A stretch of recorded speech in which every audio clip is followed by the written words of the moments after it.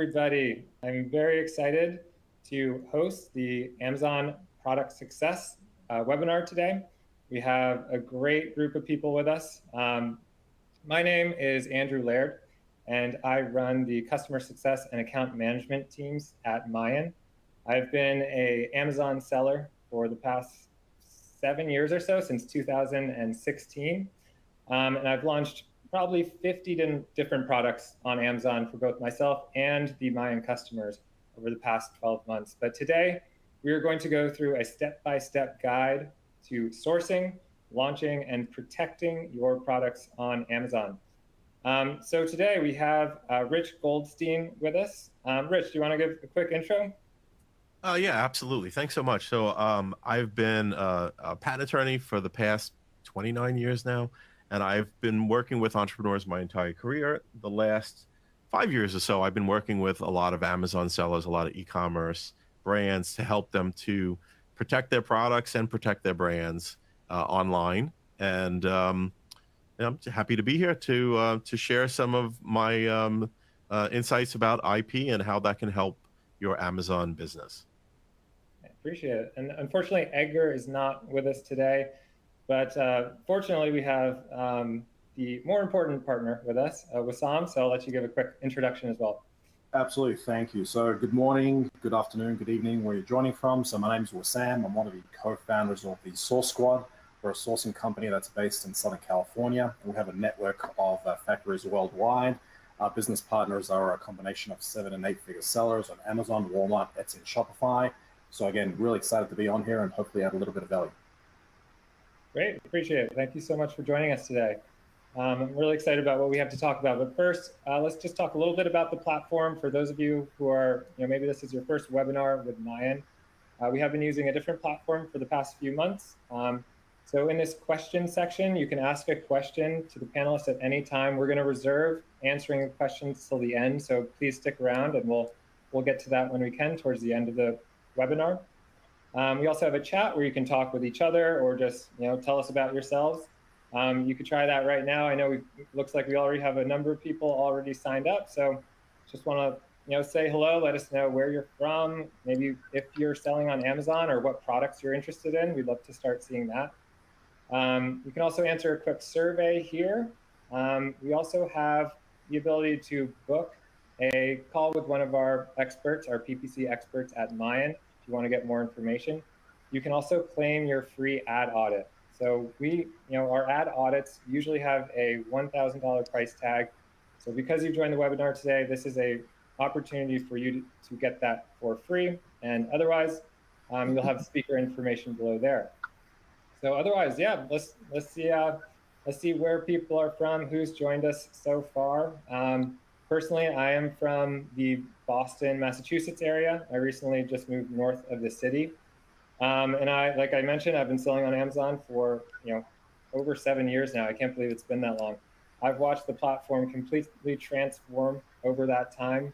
And I've seen a lot of success for my business and also the hundreds of customers that Mayan is now working with. So otherwise, I want to talk a little bit about Mayan. We are the only PPC optimization platform that is built by MIT data scientists. Our 3 co-founders are all from MIT. We have an excellent development team and have been able to produce some really great software and products. We also have, I know I'm a little biased, but one of the best customer success management teams out there. All of our account managers are either former Amazon sellers like myself or have worked in the Amazon ecosystem for more than 5 years, whether that's with an aggregator, whether that's in the buying and selling side of it. But you won't find better experts anywhere else. And it's really this combination of expertise and technology is what allows us to drive some of the results that we've been able to provide to our customers. We got our start out of Y Combinator. That was where we originally got funded. And I was actually the 3rd employee at Mayan. And now we have over 42, and we're expected to hit more than 60 by the end of the year. So it's a really exciting time for us. And again, thank you for joining. So here's a little bit more about the speakers today. As I mentioned, Edgar won't be here, and we've already given introductions. So with that, Wsam, I'll turn it over to you. Okay, thank you so much. Can you hear me okay? Sounds great. Fantastic. All right, so let's get to it. Okay, so again, my name's Wsam. I'm from the Source Squad. You know, sourcing is, gosh, there's so many topics that we could be talking about. It's such a diverse topic, but because of the interest of time, there are going to be a couple of key things that we're going to be hitting on today. So the 4 areas that I really want to spend time on today is defining product requirements, talking about margins and costs, finding the right sourcing agent. So not only how to find them, but making sure you're finding the right ones. And then we're going to wrap up talking about quality control and verification, and we'll land the plane right there. All right, so let's get to it. Before we dive into these topics, I think one of the key things that we really have to ask ourselves as sourcing agents, also as sellers, is branded versus non-branded. You know, when we're selling and we're working with new sellers or people that perhaps are more focused on arbitrage or wholesale in their journey, one of the key things that we tell them that they really need to ask themselves is, you know, are you trying to build a brand, or are you going to be starting off working and selling Me Too products? And that fundamentally is going to shift and shape how you source and how you work with a sourcing agent. And that's simply because brands can command higher prices, right? If you're working with Me Too products, or you're just trying to sell something that other competitors are selling, the value that you're adding mostly is going to be price, if not anything. And at that point, it becomes a race to the bottom, right? So brands can command higher prices. With a brand, you can create an experience, you can create an ecosystem, and at the same time, you can create a loyal following. A really interesting example that I like to provide is if you think of the brand Anchor, which basically sells, I think, phone chargers for the most part, and they've got their majority line share of sales is on Amazon. They've built a brand over the last few years that has absolutely exploded, right? I know a lot of people go to Anchor and go to Amazon simply because of that brand. They know it's reliable. They know if they're traveling, that brand is going to do fantastic, right, quality-wise for them. And Anchor has capitalized on that. So not only do they sell portable chargers, they also sell wall chargers. I believe they sell cables. So they've really been able to create an entire ecosystem and a customer experience. And maybe they're not even the cheapest, right? Perhaps they're a little bit more, right? But some people are willing to pay more for the overall experience and that ecosystem. Another example that, again, you know, is one extreme, but I think a great example is Apple. Apple is absolutely both about the brand and about the ecosystem. If you take a look and think about the EarPods, right? You know, before they created the EarPods, there were multiple companies out there that were selling really good quality EarPods, right? Is the Apple EarPod the best out there? It's debatable, but they're able to command a specific price point because it's all part of the ecosystem. I mean, I own one, right? And again, it's all about that brand experience. So it's a fundamental thing to be thinking about right off the bat. Are you building a brand, or are you working on sort of a Me Too product? So moving on. So once we've sort of defined that and figured that out, requirements is huge, folks. Requirements is absolutely critical, right? It's actually one of the most critical parts of your sourcing journey. It's going to determine your sourcing experience. I'll say that again. Defining your requirements well up front is going to determine your sourcing experience, right? It's like anything. Think of, you know, if you're building a home or if someone's building, say, a bridge, right? The specs are fundamental and key, and it's going to really determine sort of the end goal and how it happens, right? It's like anything else. Buildings, you know, computer apps, right? Like phone apps, you know, the end customer experience always has to be in mind initially as it's being created, right? So requirements are fundamental, right? And the more clear you are off the bat, the easier it's going to be able to communicate with your sourcing person. Now, that doesn't mean that you don't work with your sourcing person for ideas, right? But fundamentally, you want to have the specifics nailed down and then collaborate with your sourcing person. Be like, hey, I need such and such and such. Do you have any tips? Do you have any ideas? Do you have any insider information? That the more you present and the more that you have sort of solidity in what you want, the easier that experience is going to be, right? So if you get it right, and if you get your requirements right initially, it's going to save you time and money. The opposite is also true, right? It's going to hurt you if there's very, very fluid requirements right from the beginning, right? Now, requirements are going to really depend on the type of product, right? You might have products that require really detailed specs and some products that really don't, right? So not all product is created equal, right? It's going to depend on the type of product that you're creating, right? So you're going to have to sort of gauge that, right? And really think about it this way, right? You want to measure twice and cut once. That's ultimately why you want to have good specs and good requirements. And at the end of the day, your sourcing partner wants to help you, right? So help them help you. Now let's talk a little bit about margins and costs, right? At the end, understanding your supply chain is really going to help you optimize your products, how they get there, how they're made, and just really end to end allow you to see tweaks and opportunities for improvement and nail things down, right? Even if you're perhaps not the cheapest product, right, on the market, you still want to make sure that you're optimizing price and you're optimizing quality. That should always be a constant throughout your journey, whether it's on the same product or multiple products. You're always wanting to optimize, right? So how do you do that? I mean, you can do it through the product itself. You can actually even do it through the packaging. You can even doing it through the shipping experience, right? From a packaging perspective, we've had a lot of customers that have come to us and said, hey, how do we optimize the packaging so perhaps, the Amazon fees are less, or I can fit more in a container? I mean, that's a quality experience, also, and a cost experience that can improve. When you think about the actual product itself, we like to say, think of it in sort of a 3D type of model. So if I give you a bag as an example, a bag is not just one big clunk of material, right? It's multiple parts. You've got the base, you've got the straps, you've got the zip, right? How can you improve the quality on the zipper quality? Are there other materials you can use that can save you a little bit of cost, right? Or better material. The handles themselves, something that's perhaps a little more reinforced, other material, right?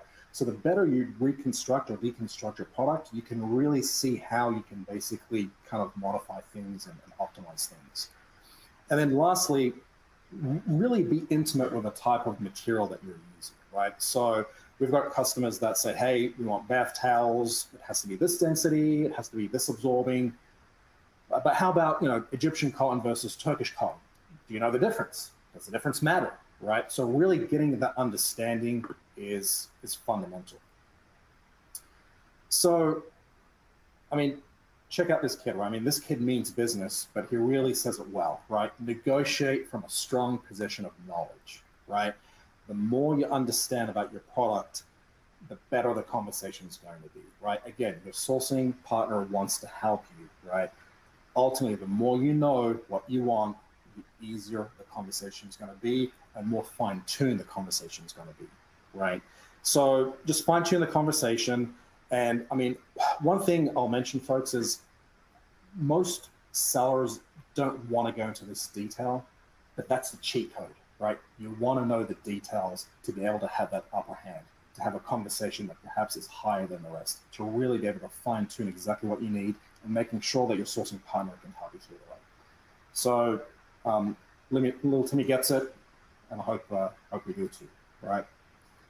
So moving on to finding the right sourcing agent. So think of this slide in sort of two parts, right? The top part of the slide talks about where to find people like us, and the bottom is how do you make sure that it's the right sourcing partner for you, right? So you can find sourcing people obviously like online platforms like Alibaba and so on. We know those platforms. But trade shows is another great one where they have booths and whatnot. But our experience has been referrals and in-person networks are the best way to do it. And the reason being is because, and again, we'll give you us as an example, a lot of the stuff that we do is purely from referrals. Why? Because we're in the community, right?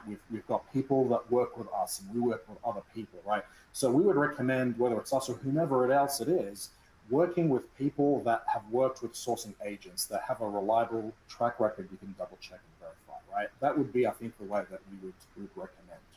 So once you've identified a few, go ahead, give them a call, ask for references, and go into the details. Hey, this is the project that we need. Your sourcing partner knows that not all products are the same, right? So just kind of figure out how they can help you and what the pricing is and so on and so forth. The next part to this is how do you make sure that once you've identified one or two folks, that they are the right partner for you? The best way that we can recommend is evaluating the communication and the responsiveness, right? So I'd like to say it this way, right? People not in their best, but at their worst, right? When things go bad, right? How do they handle, right? How do they handle it? Are they able to be responsive, right? Are they able to kind of walk you through the situation? If you're needing timely updates, are they able to reciprocate, right? So again, everyone's well-intentioned, but sometimes how things are communicated are a leading indicator on how your experience is going to be. So double click that, make sure you go into the details, and just monitor performance, right? So let's say that you've got a long relationship with someone, or that relationship is continuing to be built out, right? You want to make sure that you're giving feedback to your sourcing person, right? Making sure that you're building a long-term relationship through two-way collaboration. So moving on. Yeah, real quick, I just want to mention that this is a live webinar. We had somebody ask a question about it, so here's your proof. We are live for you right now. Yeah. Hi, we're live. All righty. Okay. So moving on in the interest of time.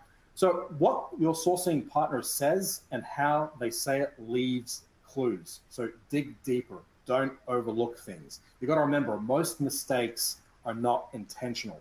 Things can go sideways sometimes with the best of intentions, right?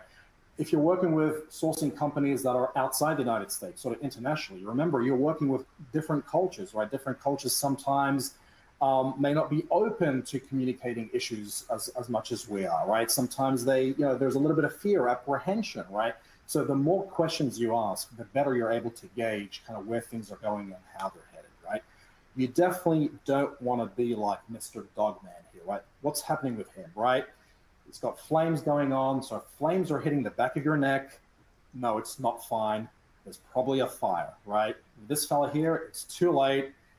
His home's already in flames. It's probably going to get his hat next. He's in trouble, right? So he's going to make a move, right? Don't be like Mr. Dogman. I'm sure he'll be fine, right? But ultimately what you want to do is you want to basically play back the conversations that you're having. So follow up with an email, make sure that, hey, we talked about this. We talked about that. You said you're going to do this. Again, have a nice little audit trail, something that you can both point to at any given point in time. We're getting close here, folks. So thanks again. If you're getting value, give me a thumbs up. Just make sure that folks are still awake. Love it. Awesome. Yep. Fantastic. Right. Love it. All right. So product quality verification. Right. There are a couple of slides on here. We're going to wrap this up. And the reason why I've got a couple of slides is this is really, really, really critical. Right. You want to make sure that you're protecting yourself and protecting your product. Right. Having a checklist.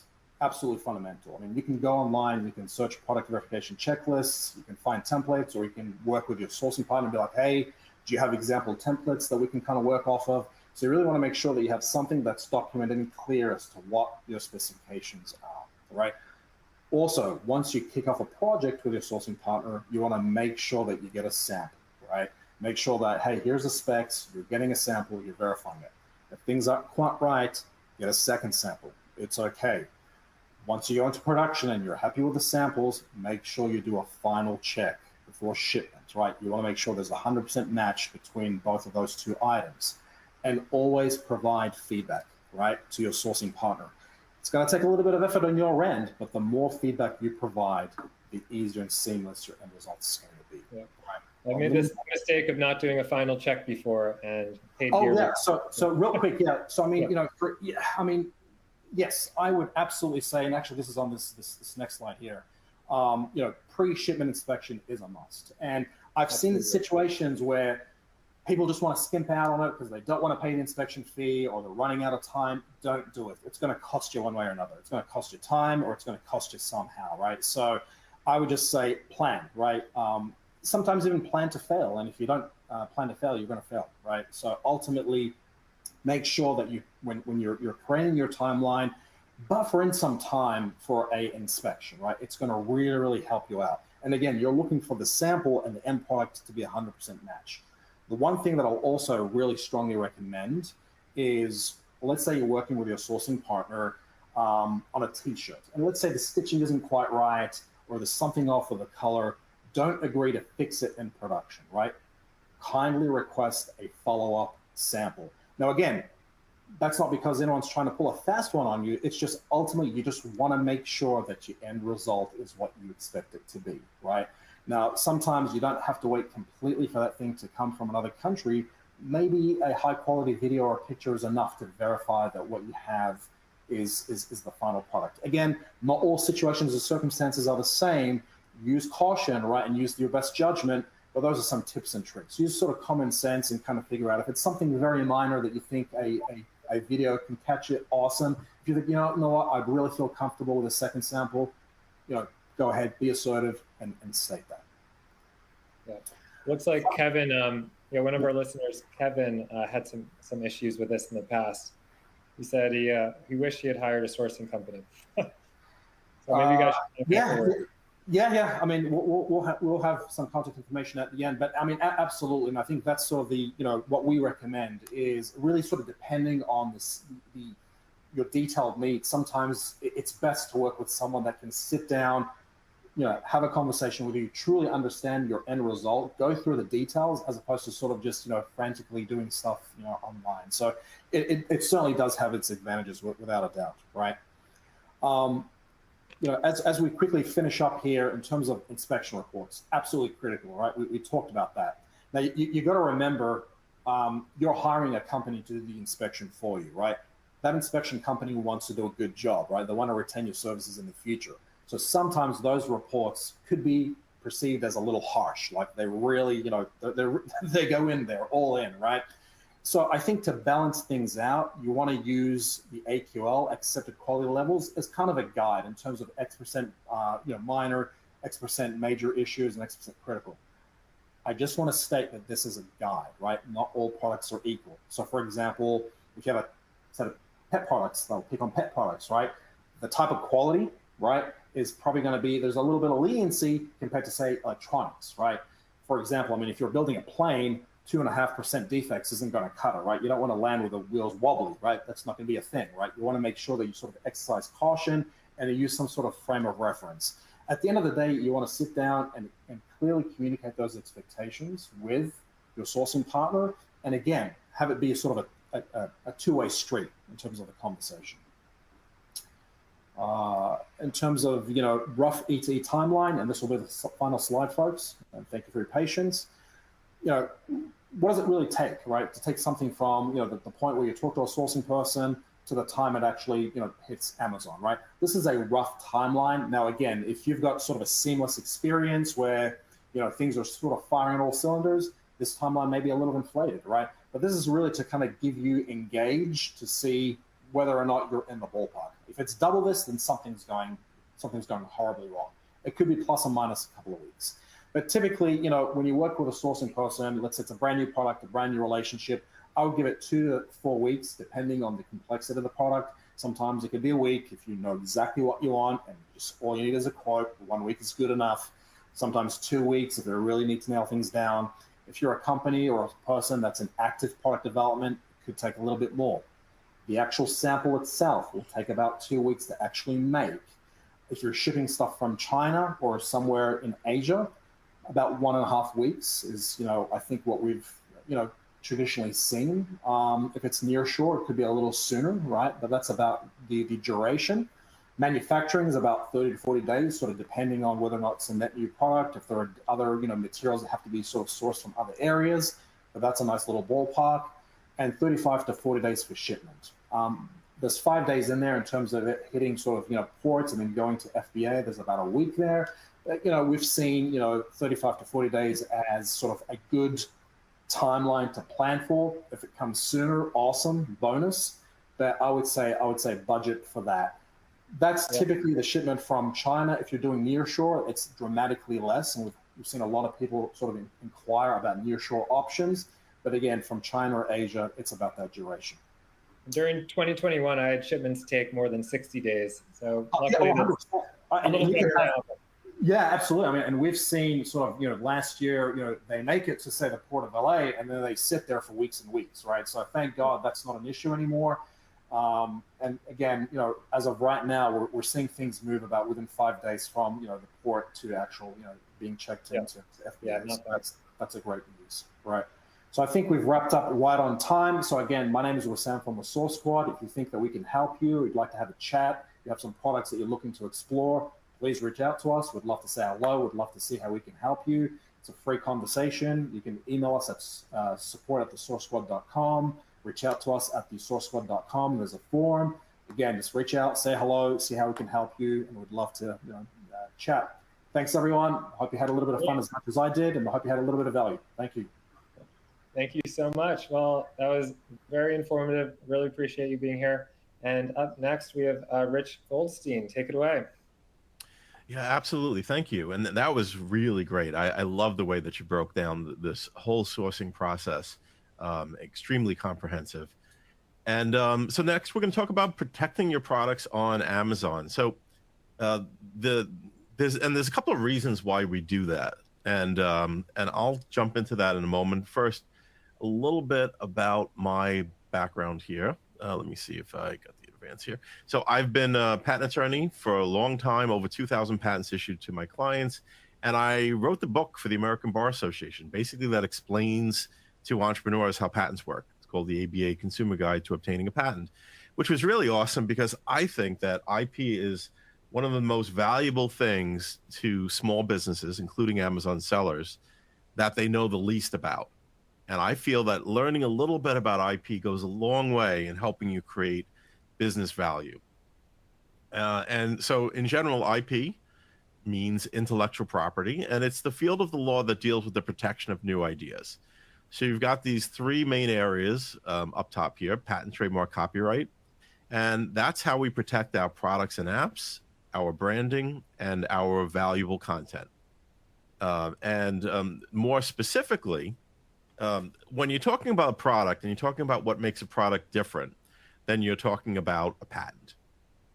If we're dealing with branding, the things that consumers use to identify the product in the marketplace, when they see it, they think of you, then that's what a trademark is for. And lastly, content. Content is protected by copyright. So that helps to dispel some of the confusion that people often have. And they'll say, well, that's a great name for a product, you should patent it.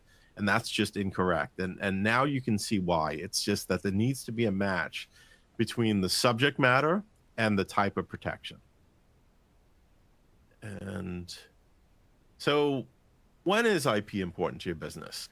First, regarding that, let me ask you, what's the purpose of your business?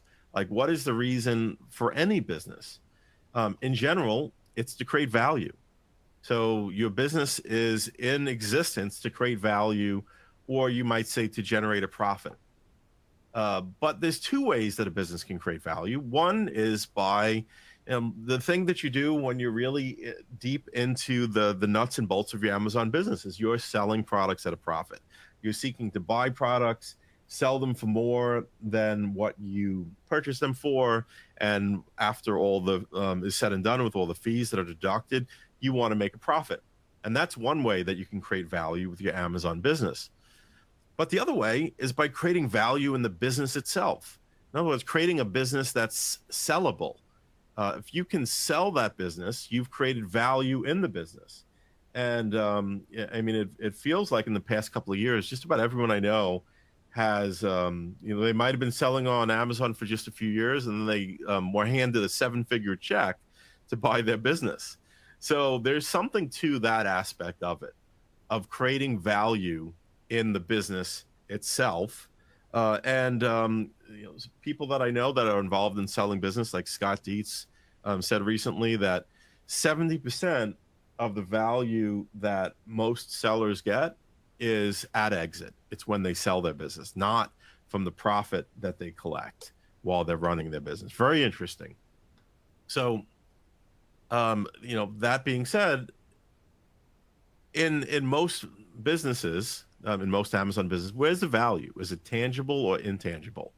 Now, tangible assets are things like real estate or inventory or factories. Generally, that's what tangible is. And intangible are things like IP. Things that you own that aren't necessarily tangible but can have quite a bit of value, which we'll take a look at. Because in general, if you look at it historically, there's been a huge shift over the last 50 years, where it used to be that the biggest companies in the world, like the IBMs, ExxonMobils, Procter & Gamble's of the world, very little of their value, this little blue sliver here, was intangible value, like IP. And they owned, trucks and ships. Like ExxonMobil had huge ocean-going vessels for transporting their oil, and they had real estate, gas stations. Procter & Gamble, same thing, shipping, ports, factories. But over the past 5 decades, it shifted a lot. And now the most valuable companies in the world, companies like Alphabet or Apple, Amazon, Facebook, and Microsoft, the bulk of their value is now intangible. It's like the value of their team, which they call human capital, the value of their customer relationships called customer capital, and also structural capital, which are the systems that you've created in your business that are reliable and transferable. So if someone came along and bought your business, they would be able to capitalize on the team you've put together, on the structures you've put together. It's not just know-how you have in your head. You've transferred that into your business. Those intangible aspects of your business could be hugely more valuable than the tangible parts of it. It could be 5 times more valuable than the tangible parts of it. And that's the part that I like to focus on. And again, this is a little zoomed out from what I do with IP, because IP is a little part of that intangible value. But in general, growing all of that could tremendously benefit. So how do you create the most of IP value? And this is interesting because people will say, well, what's the value of a patent? Or what's the value of a trademark? Really, the value comes when you create a valuable business, when the business itself has value, when you're selling products at a profit. So if you've got a product and you've got $1 million in EBITDA, meaning that you've got $1 million in profit per year coming from the product, when you're going to sell that business, then having the IP will multiply the value at exit. Because if that IP helps to make it so that, say, someone buying your company will be able to keep other companies at bay, keep other companies from capitalizing on the market, then that makes your company that much more valuable. And this is something to consider here now, is like a lot of times when people look at IP, they look at the value in the moment. They're like, well, am I going to be able to stop my competitors from ripping me off? And so, like, how much is that going to cost me if my competitors rip off my product, rip off my listing, and make a similar product? And that's how they evaluate whether it's worth doing a patent, for example. But in truth, the greatest amount of value they'll get out of the patent is when they sell the business. There will always be an ROI. If you can create a business that's profitable, having the IP will multiply the value. So if, for example, you're going to be paid a 4-time multiple on the profit. So you have $1 million in profit, you are going to be paid $4 million based upon having that profitable listing. If you've got good IP that keeps people from making a similar product, instead of a 4 multiple, you might get a 6 multiple. And a 6 multiple means an extra $2 million, 6 million instead of 4 million. So that could be a tremendous ROI. I mean, imagine you spent $20,000 on getting that IP and you're getting 2 million more. That's 100-time ROI on the money you spent on IP. So that's where you can create the most value. Profitable business plus IP. Okay. So then why don't sellers invest in IP, especially when they start? And really the answer is quite simple. It's limited resources. So when you're starting out, when you have to do things like source new products, you have to source the products, you're going to need to spend money on advertising, on getting that initial order of inventory. You've got competition for your resources, and a patent might seem like the least you want to spend the money on. So typically it's limited resources. And so there are choices to be made by any entrepreneur at an early stage because of those scarce resources. And so it's important to find a way that IP can play a role in that, but you don't want to spend all your money on IP like some entrepreneurs do. They spend money on the patent and there's no money left over for sourcing the product, for ordering initial inventory, for promoting it. So you have to find that role of it. But if you look at bigger companies, companies that have significant resources, they do whatever IP they possibly could because they know that it's going to be an ROI in terms of the value of your company. So you need to balance that, the scarcity of resources against something you know is going to be a valuable investment. Yeah. So Rich, quick question for you, because I think that's an important point. Most of the time when you're just starting out on Amazon, you're probably not at the stage where you're looking to patent something right away. Would you say? Because you want to create something of value that's worth sort of protecting before you get to that stage. Would that be sort of a fair argument? Yeah, absolutely. That's the argument of like there are scarce resources and it's not always going to take the priority, certainly. Great. Yeah, absolutely. But there are time limits to that, and that you need to balance as well. We'll get to that in a moment. So, you know, and what keeps most sellers away from IP in general is intimidating because they don't understand it. So it's like they tend to avoid the IP issues until it becomes a problem, simply because like they don't understand, and they don't understand when it's important for them to look at. They don't understand when they might be infringing someone and how that could be. And if you can't make a good assessment on that, they'll kind of say, well, we'll deal with this when this becomes a problem. And sometimes it can't be dealt with at that later point effectively. So my solution is to learn as much as you can about IP, because a little knowledge goes a long way in helping you make good decisions. Doesn't mean you need to invest in IP, but knowing about IP knows when you should be concerned and maybe when you need to invest further in that. And in general, what you're doing is you're balancing. There's a value. There's a value in the IP, or there's a value in maybe even knowing if you're infringing. But you got to balance that with the limited resources and limited information that you have. And so, you know, ultimately, you will often need to spend money to even get answers. And then the question is how much value is at stake. So if, for example, you're wondering about, let's say you get shut down, someone else is saying that you're infringing their patent. And you find that it's going to cost you a few $1,000s to even determine if you are infringing, which, by the way, should be the first step if you are accused, is you got to find out if it's a real claim or not. But so if it's going to cost you a few $1,000s and you've got $100,000 in inventory, it's definitely worth it to spend those limited resources to get to enhance your information and know what to do next.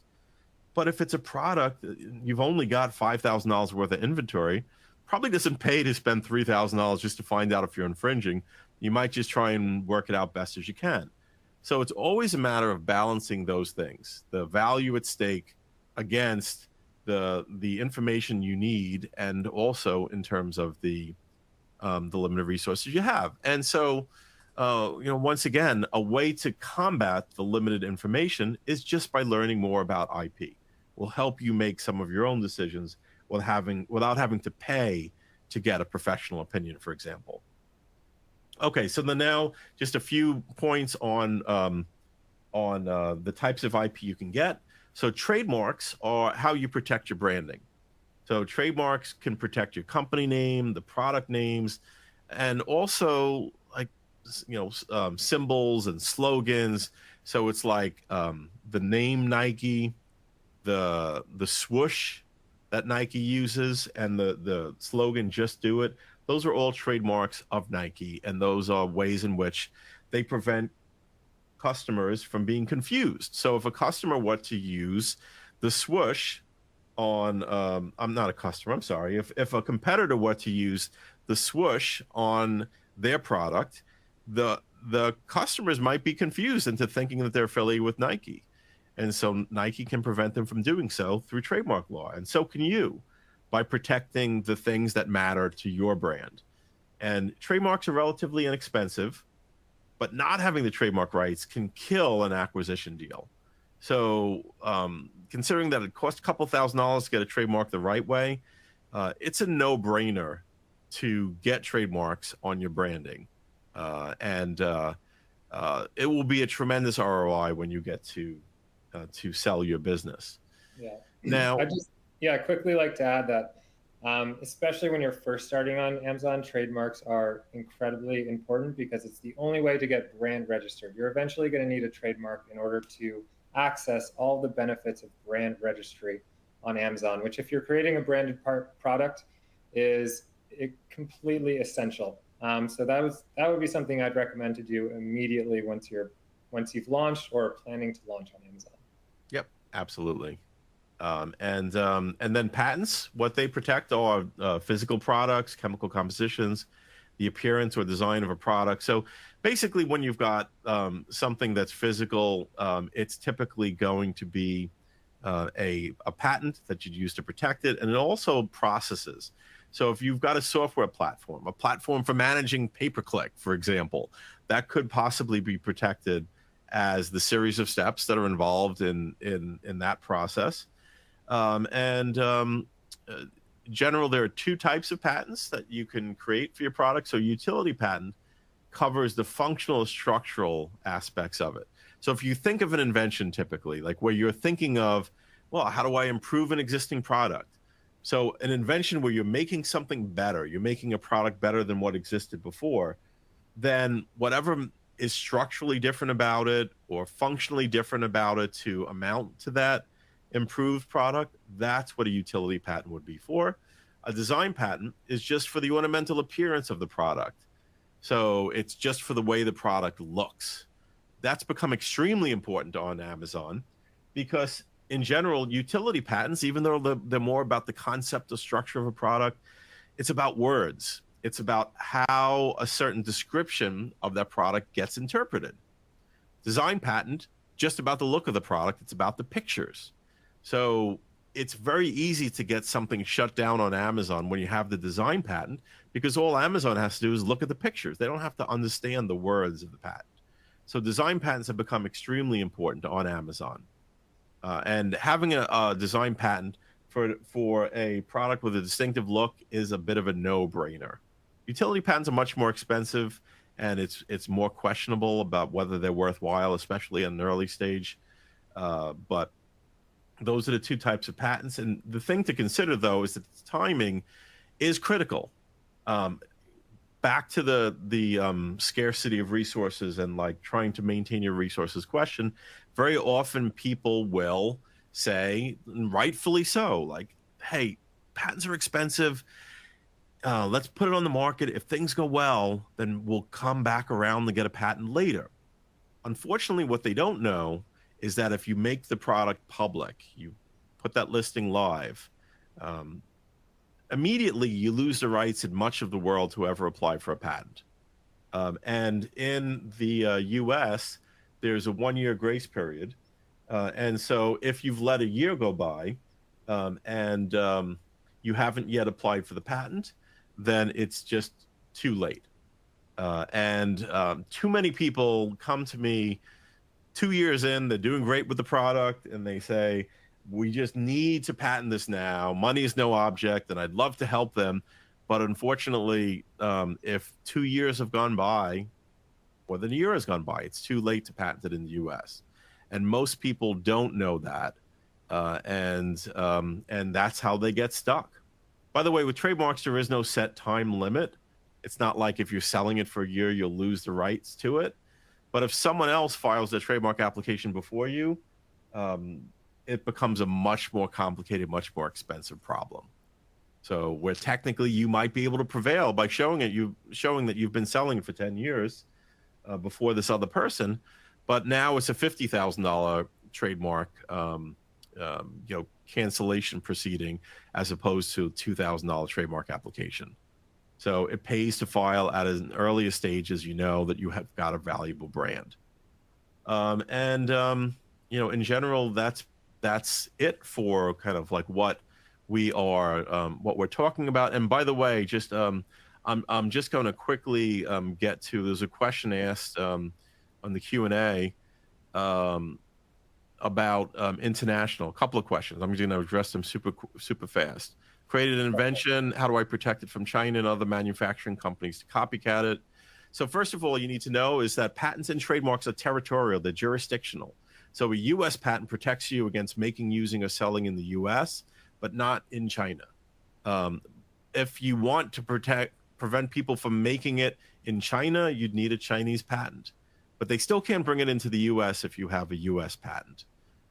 So essentially, if you think that China would also be a good market for selling the product, you'd want to get the product patented in China.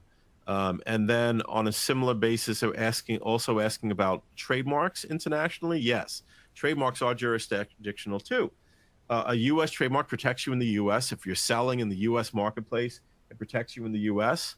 If you want to sell in Europe, you'd want a European trademark. And by the way, one of the best reasons for getting trademarks, even in places where you aren't selling yet, is that's upside for someone who's going to acquire your brand. So when they look at it and they see that you have trademarks in all these places that they haven't started selling yet, they say, "Well, that's great. He also has the trademarks in Japan and Europe. We could expand into that." It makes your brand so much more valuable than whatever you spent on those international trademarks. So, yeah, that's about what I could squeeze into 20 minutes here on patents and trademarks and protecting your brand on Amazon. If you'd like to see if there's something we can help you with, see if it's a match to work with us, you could schedule with Larry on my team. It's speaktolarry.com, and you can set up a call to find out how we can help. And so that's it for me. Well, thank you so much, Rich. I really enjoyed the presentation. You know, a lot of that spoke to me because I've been there before. I've had an accepted patent. I've worked on multiple trademarks in the past, and it is very important to at least have a basic understanding of this if you want to be successful. And, you know, like you said, have a successful exit, which is what, you know, a lot of us are looking forward to at some point down the road. So really appreciate that. Thank you. My pleasure. All right. So the next and final section, I'll try to get through this in about 10 minutes or so. There's a lot of information, so get ready to take notes. This will be recorded and sent out afterwards if you miss anything.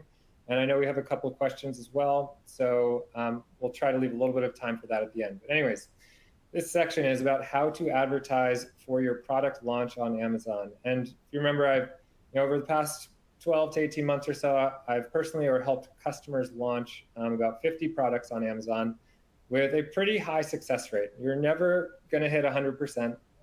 That's usually not possible, but if you do the right things and you have the right strategy in place, you can at least improve your chances of success and having a successful launch. And then, of course, eventually getting to profitability, which is what we all want to do. So I get the question a lot, do I need to advertise for my product launch? And the answer is yes, of course. Unless you're Elon Musk, you have to do some form of advertising because nobody knows who you are and nobody knows what your product is. And there is a lot of competition on Amazon. So this is very important, specifically on Amazon, but we're going to talk about off Amazon strategies as well. So I first want to talk about structure.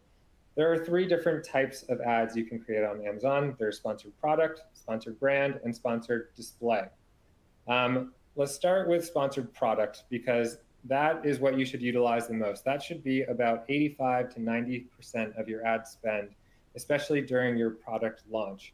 And this is very important because when we set up sponsored product advertisements for a launch, we create what we call the full structure. And that is 6 different types of sponsored product ads that you would set up for every product you are launching.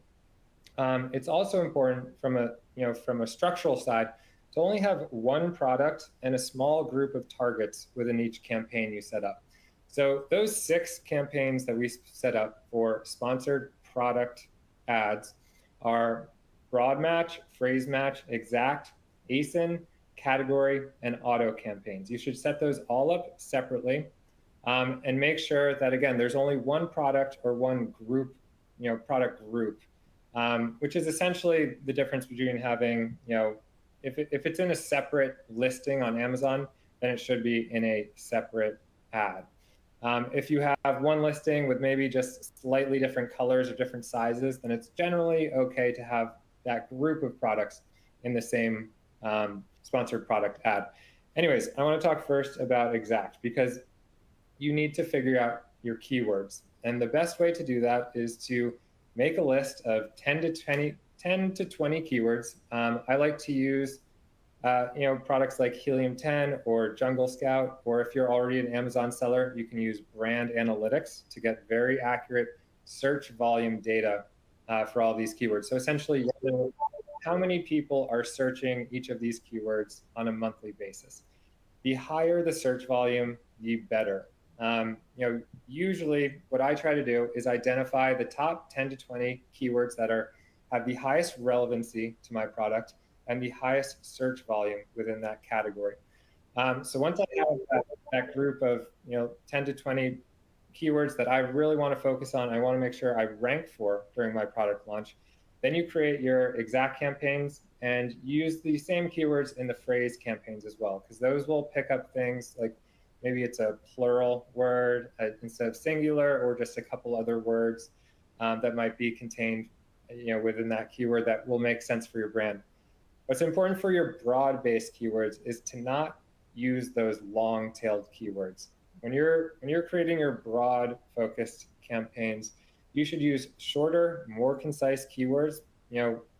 Just a quick example: if you're selling a beach chair, for example, you don't want to put beach chair for sun tanning in your broad keyword match, because Amazon will latch onto any of those words, and they might start advertising your product for suntan lotion or something just completely irrelevant. So you want to keep it concise. Another trick within broad-based targeting is if you put a plus sign in front of any word that's in your broad-based keyword, Amazon will make sure that that single word is included in the search. So if you have beach chair and you have a plus in front of the chair, it's going to make sure that chair shows up in all of the customer search terms from what those ads are applied to. So we talked about the broad, the phrase, and the exact campaigns that we set up, and how you need to do keyword research and find the highest volume keywords that are highly relevant to your product. So next, I want to talk about ASIN targeting, category targeting, and auto targeting. For your ASIN targeting, and this is again where you'll show up on other people's listings, on their product detail page, it's a great placement for a new product because it's usually a little bit less expensive than your keyword-focused targeting. And you can also pick specific products of who your competitors are, who you want to go after, who you want to take market share from. You can show up directly on their product detail page. So what I usually do is, find your most relevant keyword, do a search on Amazon, then pull in the entire first page of ASINs and target all of those for this campaign. It's a really good strategy, and make sure that you're going to target products that are highly viewed. So there's going to be a large number of placement where you can show up. And it also will improve your ranking down the road if you do this correctly. Next is setting up your category targeted campaigns. So this is important. First of all, make sure to find the right category. I'm sure you've done that already as you're figuring out when you're launching your product, and as you're creating your product listing, you also need to choose a category, but just make sure it's a highly relevant category to your product, obviously. What I like to do for the category campaigns is there's an option to click refine, and then you can set parameters for the products you want to target in terms of their price point or reviews. So what I usually do is when I'm targeting a category, refine it for price to test it out. I like to test out advertising on products that are more expensive than mine. You're offering some value there by providing a potentially less expensive and hopefully similar or potentially even better quality product. So that tends to work pretty well. The second point is to refine by the number of reviews. If you're only advertising the products that have 4-star reviews or lower, you automatically have some type of benefit over them. Obviously you're not going to have reviews on day one, but I'll get to that in a second. So that's, that covers the basic structure. For sponsored brand, I honestly don't recommend that right out of the gate unless you have a really good video, because sponsored brand video is excellent placement. It's about halfway down the page on page 1, but you do need to have good creative. And if you haven't invested in creating a good video, it's usually not worth it.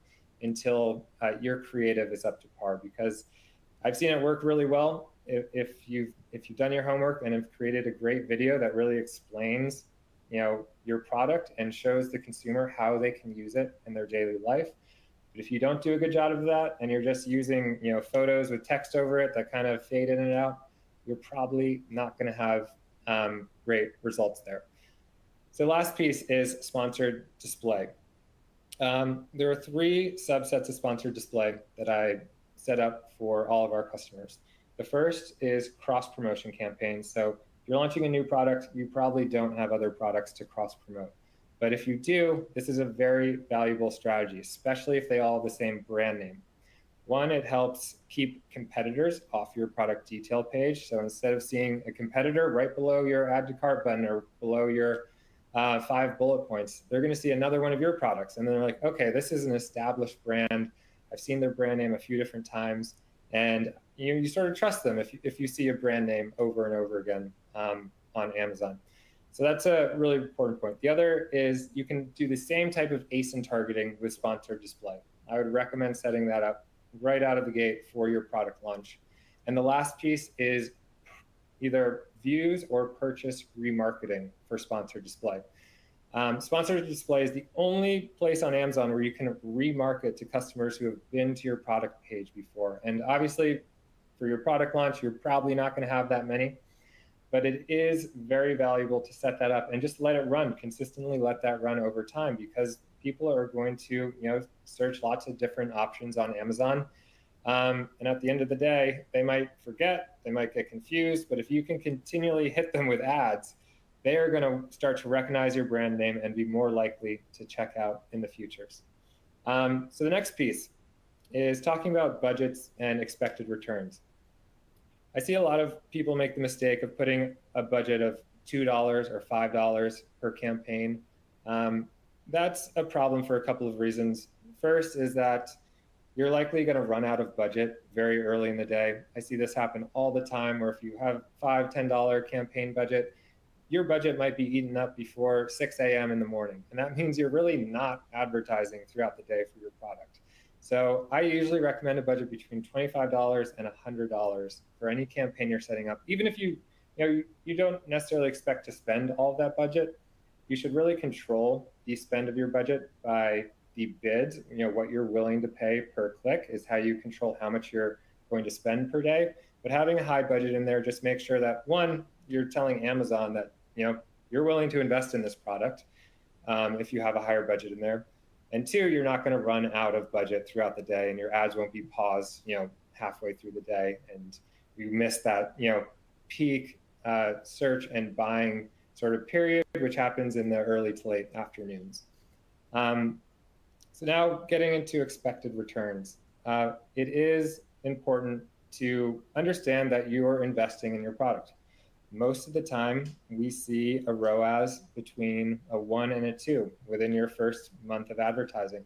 Honestly, a ROAS above a 1 is usually a good result. And ROAS stands for return on ad spend. So however many dollars you're putting in, what you're getting out of it from product sales. So you're not break even with a ROAS of a 1. You have to consider your product costs, your referral fees, your Amazon fees, all of that.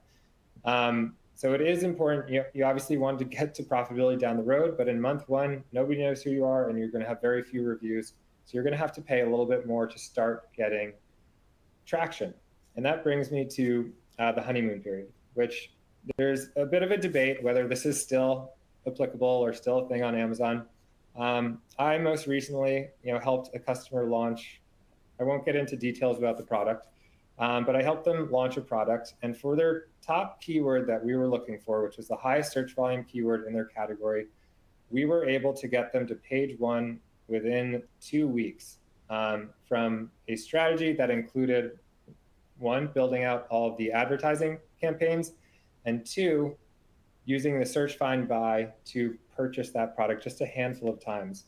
And that's really all it takes within your first month of launching to get to page 1, is getting either yourself, friends and family to look at that specific keyword you're going after, search it on Amazon, find that product and buy it. Think about it as training the Amazon algorithm to understand that this keyword should be associated with your product.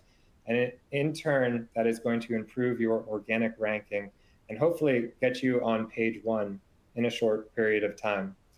So next I want to talk about reviews. And I know we're running a little short on time, so I'll try to keep this quick, but if you are not using Amazon Vine, you should be. There is absolutely no reason you should avoid using this. It is the only way to get compliant reviews for your product on Amazon in the shortest amount of time during a product launch. I set up Vine the second your product is available on Amazon. You should have enrolled in the program. I know some people are sometimes a little bit afraid, saying, I don't know if the reviews are going to be good. It costs between $100 to $200, depending on the promotion that Amazon is doing. But honestly, that is a very low price to pay to potentially get 30 genuine reviews on your product. And a lot of time, these are all written reviews where people have taken the time to really use your product. They're most of the time going to explain it very fairly. And from our experience, we've seen it, the average review rating is about a 4.4 after using Vine. Again, this is a small sample size, but it's very rare to see the aggregate reviews come in below 4.3 or 4.2. And honestly, if they do come in that low, there's probably an issue with your product that, hopefully, to Wsam's point, should have been caught, when you're doing your final checks and your inspections. That's why that stage is incredibly important as well. Anyways, there's one Vine hack that I'd like to share with you that I've seen work really well. And that is, let's say you're launching 3 different colors of the same product. You can initially have all of those in separate listings, and you can enroll all 3 of those. Let's say you're doing three different colors. You can enroll all 3 of those into the Vine program and start to collect reviews. You can collect 30 reviews for each of those products. Then once the Vine program is over, merge those together, and within 1 month you can have 90 reviews on a newly launched product, which is incredibly hard to do. We see review rates below about 1%. Honestly, it's probably about 0.5%, sometimes even less, depending on the product. So getting reviews is hard, and getting good reviews is harder. So you utilize Vine. It is very important. My last piece of advice is to utilize some type of off Amazon traffic for your product launch. Google PPC is the easiest to set up because a lot of times there's a lot of overlap between the top keywords you're going after. Also, if you've never set up a Google PPC account, you can get a $500 credit for your spending. You have to spend $500 to get that, but that means I usually recommend about $300 to $500 and spend on Google PPC per month. And that means if you get that credit, you can have a free month of advertising with Google, which is excellent. We already talked about the search, find, buy to help train the Amazon algorithm. And otherwise, especially if you're creating a new product and you've thought about your patent protection, you've done your trademark, you've already invested into this, you should be investing in some type of influencer marketing for your launch. You want to make a big splash as your product is just getting revealed to the world for the first time. And the best way to do that is, obviously you have your Google, you have your Amazon advertising, but if you can find influencers, and I found that YouTube, TikTok, Instagram a little less so now, but YouTube and TikTok are great platforms for that. And honestly, if you get lucky and have a video go viral, that is going to be the best possible thing you can do for your launch. So we do have that. So that's the end of my section. I apologize, that was a little quick. Looks like we have a couple questions in here as well. So we will get to that now. Let's open it up to questions. I think we have a few in here already. Let me see. Okay, so here's a question for you, Wsam. This is from Lakesh. He says, how important are PO contract terms when working with factories in India, China, or other countries? I think actually Rich might be a great person to. Yes. I have no idea. I don't deal with contracts at all. One thing I will tell you is that, it's really important no matter where they are in the world, to set clear terms, right? But I mean, if they're not in the United States, I mean, how enforceable are they? It's questionable. I mean, that's again why we recommend, if it's possible, to work with someone that's local, that's locally enforceable, that you can have basically conversations locally. So no matter what it is, we still strongly recommend that you do have things sort of spelt out very clearly, because if you do run into any issues, and say, for example, there are competing people here in the United States, at least you can, target that here on, within the United States. So again, I'm not an attorney, but we would definitely recommend one way or another to set things very clearly, set terms very clearly. If you've vetted them and you've vetted the company and they're reputable and they want to do a good job and they want to build a relationship, always put terms clearly so you can have a reference point, as the relationship grows. So definitely do that. Yeah, that part I absolutely could agree with. I don't know the specifics of that type of relationship, but in general, contracts help to define the relationship. They're not just about deciding if you can sue someone for violating it. It's like you said, a reference point where you look back and say, yeah, this is what we agreed to. Now we each know what the expectations are. So it's a great way to set the expectations and to stay on the same page about that. Great. Yeah, thank you. Kev, or Rich, there's one more question for you.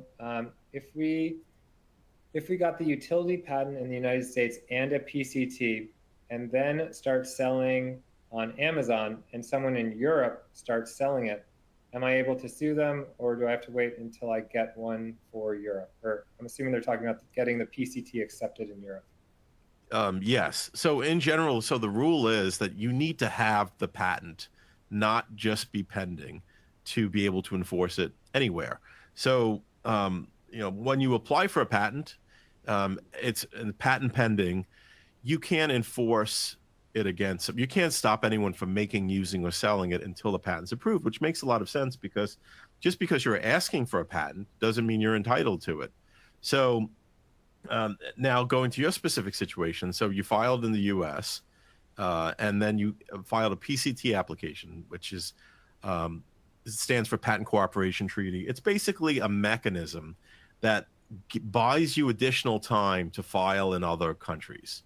So you filed your PCT, it bought you additional time where you now can file in Europe.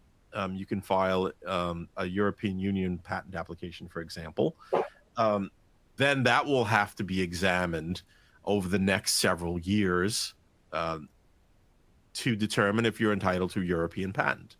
So yeah, you can't sue anyone until you get the European patent, and you can't get a European patent until you file that application.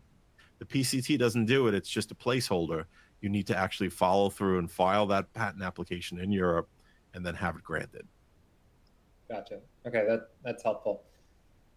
Great. Well, we had one other question, which brings me to my next slides. Somebody was asking if they could explain more about our free advertising audit opportunity. So here's a QR code right here.